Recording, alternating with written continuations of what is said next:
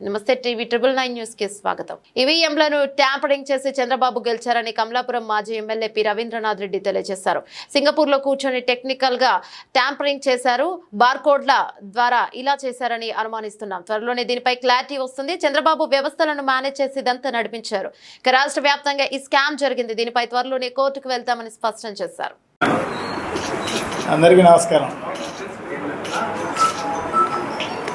ముఖ్యంగా మా నియోజకవర్గం యొక్క మా వైఎస్ఆర్ కాంగ్రెస్ పార్టీ కార్యకర్తలకు, నాయకులకు ఈ ఎన్నికల్లో నాకు సాయం చేసిన అందరికీ కూడా పేరున అందరికీ కూడా కృతజ్ఞతలు వ్యక్తపరుస్తున్నాను. తప్పకుండా మనం ఈ ఎన్నికల్లో మీరు చూపించిన అభిమానానికి, ప్రేమకు, కృషికి నిజంగా కూడా మీకు అందరికీ కూడా చేతులెత్తి నమస్కారాలు చేస్తున్నాం. అట్లాగే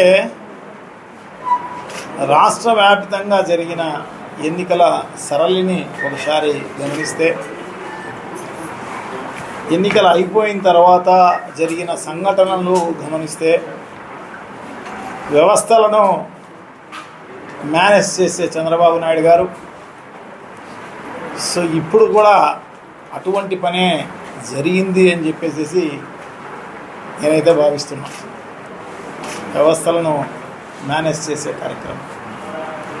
సో తప్పకుండా ఈవీఎంస్ను ట్యాంపరింగ్ జరిగిన కార్యక్రమం నా నియోజకవర్గంలోనే కాదు, త్రూఅవుట్ రాష్ట్రంలో అన్ని నియోజకవర్గాల్లో ఎంపిక చేసుకున్న బూతులను ట్యాంపరింగ్ చేసిన పరిస్థితి కనపడుతుందన్నమాట. సో తప్పకుండా మేమందరం కూడా డెఫినెట్గా దీని గురించి ఆలోచన చేయాల్సిన అవసరం తప్పకుండా ఉంది. సో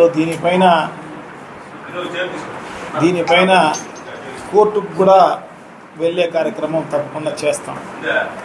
సో డెఫినెట్గా ఇది జరుగుతుందని చెప్పేసి నేనైతే భావిస్తా. కోర్టులో ఉన్న మాకు న్యాయం జరుగుతుందేమో అని చెప్పేసి ఆశిస్తాం. సో డెఫినెట్గా ఎందుకంటే మా ముఖ్యమంత్రి గారు జగన్మోహన్ రెడ్డి గారు ఆయన ముఖ్యమంత్రిగా ఉన్న టైంలో సో అనేక రకాలైన సంక్షేమ కార్యక్రమాలు, ఆ సంక్షేమ కార్యక్రమాలన్నీ కూడా ఏదైతే మేనిఫెస్టోలో చెప్పడం జరిగిందో అన్నీ కూడా నెరవేర్చిన ఘనత శ్రీ జగన్మోహన్ రెడ్డి గారిది. సో తప్పకుండా ఎవరికి కూడా తెలుగుదేశం పార్టీకి కూడా నష్టం జరగకోకుండా పార్టీలకు అతీతంగా, కులాలకు అతీతంగా, మతాలకు అతీతంగా, వర్గాలకు అతీతంగా అన్ని రకాలైన సంక్షేమ కార్యక్రమాలు చేయడం జరిగింది. అట్లాగే అన్ని గ్రామాలు అభివృద్ధి కార్యక్రమాలు కూడా జరిగిన పరిస్థితి మనం అందరం కూడా చూస్తున్నాం అన్నమాట. సో డెఫినెట్గా ఈ యాంటీ ఇన్కంబరెన్స్ అనేది ఉండే అవకాశమే లేదు. సో ఈ రకంగా రిజల్ట్ చూస్తే నిజంగా కూడా జగన్మోహన్ రెడ్డి గారు ఏం చేయలేదేమో, అందుకోసమే ఇంత 12 సీట్లకు దిగజార్చిన పరిస్థితి ఉంది అని చెప్పేసి అనుకునే పరిస్థితి ఉంటుందన్నమాట. సో అటువంటి పరిస్థితి ఏం లేదు. సో అందరికీ న్యాయం చేసిన ప్రభుత్వము వైఎస్ఆర్ కాంగ్రెస్ పార్టీ, జగన్మోహన్ రెడ్డి గారు. సో డెఫినెట్గా ఈ రిజల్ట్ కాదు, రావాల్సిన రిజల్ట్ ఇది కాదు, కానీ ఇది వ్యవస్థలు మేనేజ్ చేసే చంద్రబాబు నాయుడు గారు ఈ రకంగా ఉన్న పరిస్థితి. ఎందుకంటే ఎన్నికలు అయిపోతానే ఒక 15-20 రోజులు చంద్రబాబు నాయుడు గారు డిసప్పేర్ అయిపోయినారు. చంద్రబాబు నాయుడు గారు, వాళ్ళ కొడుకు అందరూ ఉంటారు.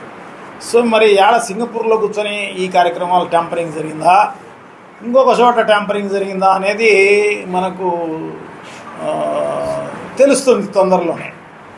ఎందుకంటే ఫిజికల్గా ఎక్కడా జరగలే, స్ట్రాంగ్ రూముల మీద పడి మార్చే పరిస్థితి ఈ జరగలేదు. కానీ ఇది టెక్నికల్ అన్నమాట. బార్ కోడ్ తెలిసి ఉంటే చాలన్నమాట, స్కాన్ చేసేసి ఏ నెంబర్ కావాలంటే ఆ నెంబర్ మార్చే కార్యక్రమం జరుగుతుంది అన్నమాట. సో బార్ కోడ్లు వీళ్ళు ఎలా సంపాదించినారు, ఎలా జరిగింది ఈ ట్యాంపరింగ్ అనేది తొందరలోనే తెలిసే కార్యక్రమం తప్పకుండా జరుగుతుందని చెప్పేసి నేనైతే భావిస్తాను అన్నమాట. ప్రజలందరూ కూడా ఈరోజు కూడా ప్రజలందరూ మేమందరం కూడా ఓట్లు వేసినాం, మరి మా ఓట్లన్నీ ఎక్కడ పోయినాయని చెప్పేసి అడిగే పరిస్థితి ప్రతి ఒక్కరి నోట వినపడే కార్యక్రమం జరుగుతుందన్నమాట. సో ఇది పెద్ద రాష్ట్ర వ్యాపితమైన స్కామ్ ఇది. సో డెఫినెట్గా ఇది బయటకు వచ్చే కార్యక్రమం తప్పకుండా జరుగుతుంది. దేవుడు అనే ఆయన పైన ఉన్నాడు. సో ప్రజల ఆశీర్వాదం ఉంది. డెఫినెట్గా మంచి జరిగే కార్యక్రమం జరుగుతుంది అని చెప్పి మేమైతే భావిస్తామన్నమాట. సో తప్పకుండా ఏదేమైతేనే ఎన్నికల్లో సహకరించిన ప్రతి ఒక్కరికి కూడా, ఎందుకంటే మొక్కవోని ధైర్యంతో, మొక్కవోని నమ్మకంతో, మొక్కపోని విశ్వాసంతో కృషి చేసిన మా కార్యకర్తలకు, నాయకులకు అందరికీ కూడా పేరు పేరున వారికి అందరికీ కూడా అభినందనలు, కృతజ్ఞతలు, నమస్కారాలు అన్నీ తెలియజేసుకుంటూ సెలవు తీసుకుంటున్నాను. Thank you. నమస్కారం.